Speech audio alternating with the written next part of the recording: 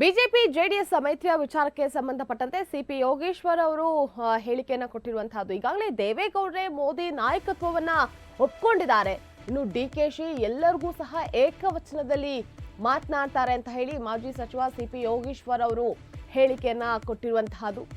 ಡಿಕೆಶಿ ದೊಡ್ಡವರಿಗೂ ಗೌರವ ಇಲ್ಲದಂತೆ ಮಾತನಾಡ್ತಾರೆ ಅಂತ ಹೇಳಿ ಡಿಸಿಎಂ ಡಿಕೆ ಶಿವಕುಮಾರ್ ಅವರ ವಿರುದ್ಧ ಏನು ವಾಗ್ದಾಳಿಯನ್ನು ಸಹ ನಡೆಸಿದ್ದಾರೆ. ಡಿಕೆಶಿಗೆ ಬುದ್ಧಿ ಕಲಿಸುವಂತಹ ಸಮಯ ಬಂದಿದೆ. ಡಿಕೆ ಶಿವಕುಮಾರ್, ಡಿಕೆ ಸುರೇಶ್ ಕಣ್ಣಿನಿಂದ ಮಾತನಾಡ್ತಾರೆ, ಅಧಿಕಾರಿಗಳನ್ನ ಹೆದರಿಸುತ್ತಾರೆ, ಬೆದರಿಸ್ತಾರೆ ಅನ್ನುವಂತಹ ಮಾತುಗಳನ್ನು ಸಹ ಸಿಪಿ ಯೋಗೇಶ್ವರ್ ಅವರು ತಿಳಿಸಿರುವಂತಹದ್ದು. ಇನ್ನು ಈ ಬಾರಿ ಬೆಂಗಳೂರು ಗ್ರಾಮಾಂತರದಿಂದ ಡಿಕೆ ಸುರೇಶ್ ಅವರ ವಿರುದ್ಧ ಕಣಕ್ಕಿಳಿದಿರುವಂತಹದ್ದು ಡಾಕ್ಟರ್ ಮಂಜುನಾಥ್ ಅವರು. ಇನ್ನು ಡಾಕ್ಟರ್ ಮಂಜುನಾಥ್ ಅವರು ಗೆದ್ರೆ ಕೇವಲ ಎಂಪಿ ಆಗೋದಿಲ್ಲ, ಅವರು ಮೋದಿ ಸಂಪುಟದಲ್ಲಿ ಮಂತ್ರಿ ಸಹ ಆಗ್ತಾರೆ ಅಂತ ಹೇಳಿ ಸಿಪಿ ಯೋಗೇಶ್ವರ್ ಅವರು ಹೇಳಿಕೆಯನ್ನ ಕೊಟ್ಟಿರುವಂತಹದ್ದು. ಆರೋಗ್ಯ ಕ್ಷೇತ್ರದಲ್ಲಿ ಬಹಳಾನೇ ಬದಲಾವಣೆ ಸಹ ಆಗುತ್ತೆ.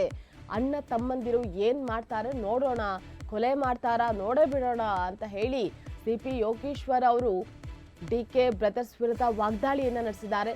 ಇನ್ನು ಇದು ಧರ್ಮ ಅಧರ್ಮದ ನಡುವಿನ ಯುದ್ಧ ಇದಾಗಿದೆ ಅಂತ ಹೇಳಿ ಸಹ ತಿಳಿಸಿರುವಂತಹದ್ದು. ಇಲ್ಲಿ ಡಿಕೆ ಶಿವಕುಮಾರ್ ಅವರ ನೋಟು ಡಾಕ್ಟರ್ಗೆ ಓಟು ಅನ್ನುವಂತಹ ಸಂದೇಶವನ್ನು ಕೂಡ ರವಾನಿಸಿದ್ದಾರೆ. ಸಮಾವೇಶದಲ್ಲಿ ಮಾಜಿ ಸಚಿವ ಸಿಪಿ ಯೋಗೇಶ್ವರ್ ಅವರು ಈ ಹೇಳಿಕೆಯನ್ನು ಸಹ ಕೊಟ್ಟಿರುವಂತಹದ್ದು. ಈಗಾಗಲೇ ಲೋಕಸಭಾ ಚುನಾವಣೆ ಸಮೀಪಕ್ಕೆ ಬರ್ತಾ ಇದ್ದಂತೆ ಸಮಾವೇಶ, ಸಭೆ ಸೇರಿದಂತೆ ಸಾಕಷ್ಟು ಕಾರ್ಯಕ್ರಮಗಳನ್ನ ಸಹ ಮಾಡ್ತಾ ಇರುವಂತಹದ್ದು.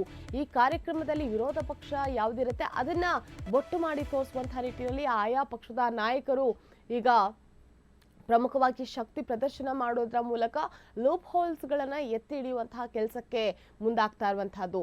ಇದರಲ್ಲಿ ಪ್ರಮುಖವಾಗಿ ದೊಡ್ಡಗೌಡರು ಕೂಡ ಮಾತನಾಡುವಂತಹ ಸಂದರ್ಭದಲ್ಲಿ ಹೇಳ್ತಾ ಇದ್ರು, ಸಾಕಷ್ಟು ವಿಚಾರಗಳನ್ನ ರಾಜಕೀಯವಾಗಿ ತಮ್ಮ ಬೇಳೆಯನ್ನ ಬೇಯಿಸ್ಕೊಳ್ಳೋದಕ್ಕೆ ಯಾರ್ಯಾರು ಹೇಗೆ ಏನೇನು ಮಾತನಾಡಬೇಕು, ಯಾರ್ಯಾರನ್ನ ಎಲ್ಲೆಲ್ಲಿ ಕಟ್ ಹಾಕಬೇಕು, ಜನತೆಯ ಕೆಂಗಣ್ಣಿಗೆ ಯಾರು ಎಲ್ಲಿ ನಾವು ಗುರಿ ಮಾಡಬೇಕು ಅನ್ನೋಂತಹ ನಿಟ್ಟಿನಲ್ಲಿ ಪಕ್ಕಾ ಪ್ಲಾನೆಡ್ ಮಾಡಿ ಹೇಳಿಕೆಗಳನ್ನು ಸಹ ಕೊಡುವಂತಹದ್ದು.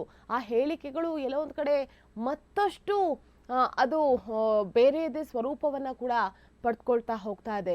ರಾಜಕೀಯ ಕೆಸರಿನ ಚಾಟದಲ್ಲಿ ಪ್ರಮುಖವಾಗಿ ತಮ್ಮ ಏನು ಪರ್ಸನಲ್ ಲೈಫನ್ನ ಕೂಡ ಬದಿಗಿಟ್ಟು ಎಲ್ಲವನ್ನ ಕೂಡ ರಾಜಕೀಯವಾಗಿ ಇಲ್ಲಿ ಬಿಂಬಿಸ್ತಾ ಇರುವಂತಹದ್ದು ನಿಜಕ್ಕೂ ಎಲ್ಲೋ ಒಂದ್ ಕಡೆ ನಾಚಿಕೆಗೇಡಿನ ಸಂಗತಿ ಅಂತ ಅನ್ಸಿದ್ರೆ ತಪ್ಪಾಗೋದಿಲ್ಲ ಅಂತ ಅನ್ಸುತ್ತೆ. ಅಷ್ಟರ ಮಟ್ಟಿಗೆ ಹೊಲಸು ರಾಜಕೀಯ ಅಂತ ಹೇಳಿ ಇಲ್ಲಸಲ್ಲದ ಕಾರಣಗಳಿಂದ ಹೇಳಿಕೆನ ಈ ರೀತಿ ವರ್ಣನೆಯನ್ನ ಮಾಡಿಲ್ಲ. ರಾಜಕೀಯದಲ್ಲಿ ತಮ್ಮ ಬೇಳೆಯನ್ನ ಬೇಯಿಸ್ಕೊಳ್ಳೋದಕ್ಕೋಸ್ಕರ, ಇಲ್ಲಿ ಜನರನ್ನ ಮಂಗ ಮಾಡೋದಕ್ಕೋಸ್ಕರ ಈ ರೀತಿ ನಡವಳಿಕೆ ಮಾಡ್ತಾ ಇರುವಂತಹದ್ದು ಎಷ್ಟು ಮಟ್ಟಿಗೆ ಇದು ಸರಿ ಅನ್ನುವಂತಹ ಪ್ರಶ್ನೆ ಕೂಡ ಸಹಜವಾಗಿ ಉದ್ಭವ ಆಗುತ್ತೆ.